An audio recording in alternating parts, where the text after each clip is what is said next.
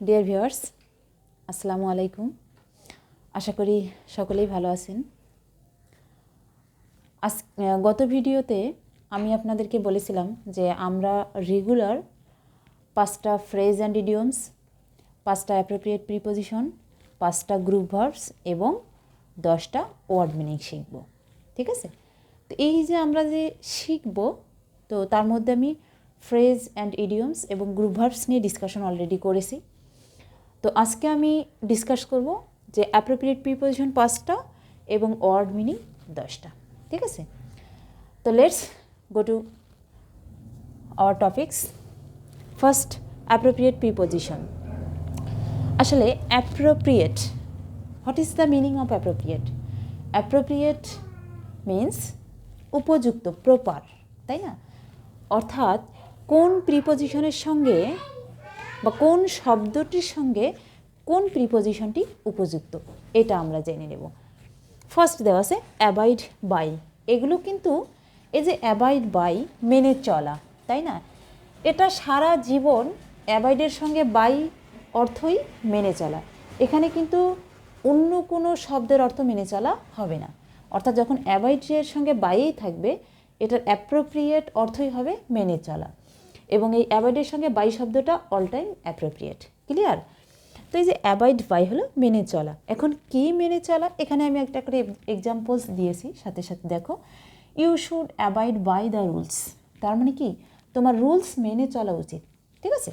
তাহলে avoid by মেনে চলা। নেক্সট হলো অ্যাকর্ডিং টু। অ্যাকর্ডিংয়ের সঙ্গে কি যুক্ত হবে? টু। তাহলে অ্যাকর্ডিং টু মানে হলো অনুসারে। অ্যাকর্ডিং টু অনুসারে। তাহলে হি অ্যাক্টেড, এখানে সংক্ষিপ্ত আকারে লিখেছি আমি, অ্যাকর্ডিং টু মাই অ্যাডভাইস। অর্থাৎ হি অ্যাক্টেড মানে সে কাজ করেছিল অ্যাকর্ডিং টু মাই অ্যাডভাইস, মানে আমার অ্যাডভাইস অনুসারে সে কাজ করেছিল। ঠিক আছে? তাহলে আমরা যখন দেখব অ্যাকর্ডিং, তার সঙ্গে কি যুক্ত হবে? টু। অ্যাকর্ডিং টু অর্থ অনুসারে। তাহলে he acted according to my advice. Next, admit of. দেখো এখানে অ্যাডমিট 3টা আছে, admit of, admit to, admit into. Clear? তো এই যে অ্যাডমিট অফ, অ্যাডমিট অফ যখন থাকবে, অর্থাৎ অ্যাডমিটের সঙ্গে যখন অফ থাকবে তখন কি অর্থ হবে? অ্যাডমিট অফ যখন থাকবে তখন হলো স্বীকৃতি পাওয়া। অ্যাডমিট অফ হলো স্বীকৃতি পাওয়া। Your conduct admits of no excuse.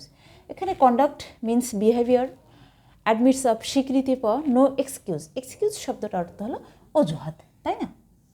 তাহলে এই যে স্বীকৃতি পাওয়া, যখন অফ থাকবে তখন হবে স্বীকৃতি পাওয়া, যখন টু থাকবে তখন হবে ভর্তি হওয়া।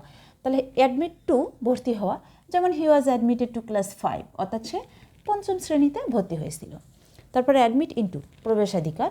প্রবেশাধিকার অর্থাৎ প্রবেশ অধিকার, তাই না? প্রবেশাধিকার দেয়া, অর্থাৎ এই শব্দটাকে প্রবেশাধিকার আমরা যদি ভেঙ্গে বলি প্রবেশ অধিকার। প্রবেশ অধিকার দেওয়া। He was admitted into the room, অর্থাৎ রুমে, হি ওয়াজ অ্যাডমিটেড ইনটু, তাকে প্রবেশ অধিকার দেওয়া হয়েছিল দ্য রুমে, অর্থাৎ রুমে তাকে প্রবেশ অধিকার দেওয়া হয়েছিল।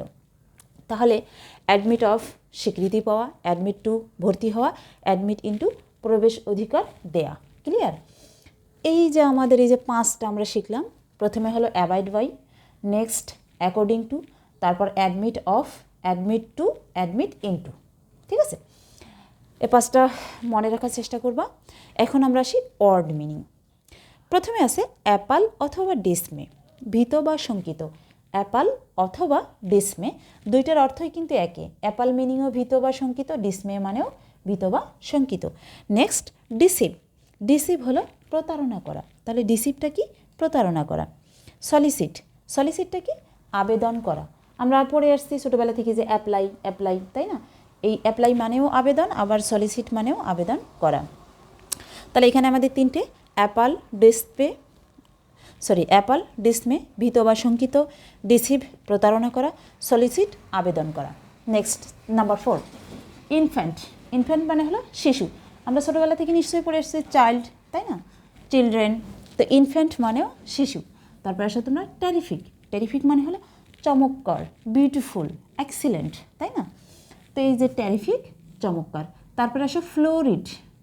আমরা জানি এমনিতে ফ্লাওয়ার, ফ্লাওয়ার মানে কি? ফুল। তো ওই ফ্লাওয়ারটা মনে রাখলে আর কি ফ্লোরিডটা মনে রাখতে পারবা। তো ফ্লোরিড হলো পুষ্পময়। ঠিক আছে? ওই পুষ্প মানেও ফুল, আবার ফ্লাওয়ার মানেও ফুল, তো ফ্লোরিডটা হলো পুষ্পময়। আবার দেখো ফ্লোর, এখানে বানানের পার্থক্য আছে, এই ফ্লোর আর এই ফ্লোরের মধ্যে পার্থক্য আছে। FLOUR যখন ইউ থাকবে তখন হবে ময়দা, আর যখন ডাবল ও থাকবে তখন হবে কিন্তু মেঝে। অর্থাৎ পার্থক্য একটা, এখানে ওর পরে ইউ থাকবে আর এখানে ডাবল ও থাকবে, ঠিক আছে? তাহলে যখন FLOUR তখন ময়দা, আর যখন FLOOR তখন হবে মেঝে। তারপরে প্যানাসিয়া, এখন প্যানাসিয়া কি? সর্বরোগের ঔষধ, প্যানাসিয়া সর্বরোগের ঔষধ। তারপর আসলে আপনার সিবলিং, সিবলিং হলো সহোদর, ভাই অথবা বোন। এখানে আমাদের যে মিস্টেক্সটা হয়ে থাকে যে আমরা মনে করি সহোদর ভাই বোন, আসলে কিন্তু সহোদর ভাই বোন না, হতে পারে সহোদর, সহোদর বলতে কি অর্থাৎ একই মায়ের গর্ভ থেকে যারা জন্মগ্রহণ করে, আমরা যেটাকে বলে থাকি আপন ভাই বোন, এরকম।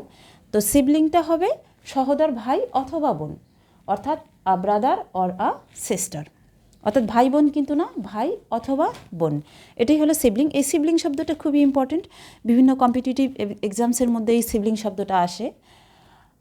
আরেকবার ওভারভিউ দিয়ে নিই। ফার্স্ট হচ্ছে অ্যাপল অথবা ডিসমে, ভীত বা শঙ্কিত, ডিসিভ প্রতারণা করা, সলিসিট আবেদন করা, ইনফ্যান্ট শিশু, টেরিফিক চমৎকার, ফ্লোরিড পুষ্পময়, ফ্লোর ময়দা, ফ্লোর মেঝে। উচ্চারণ একে, শুধু বানানের পার্থক্য আছে। প্যানাসিয়া সর্বরোগের ঔষধ, সিবলিং সহোদর ভাই অথবা বোন। এই ছিল আজকের ক্লাসের মোটামুটি ওভারভিউ। তো দেখা হচ্ছে তোমাদের সঙ্গে নেক্সট ক্লাসে নতুন একটা টপিকস নিয়ে।